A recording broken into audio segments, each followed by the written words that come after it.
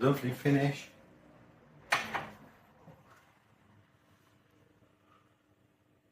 The taste is so close, it's very hard to tell the difference. However, I do think in a blind tasting, you would be able to identify a slight difference between these two.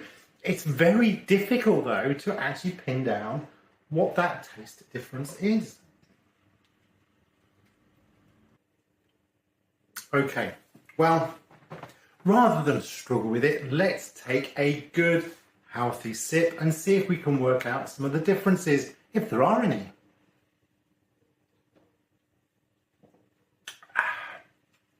I love this drink. This is delicious. Right, cheers.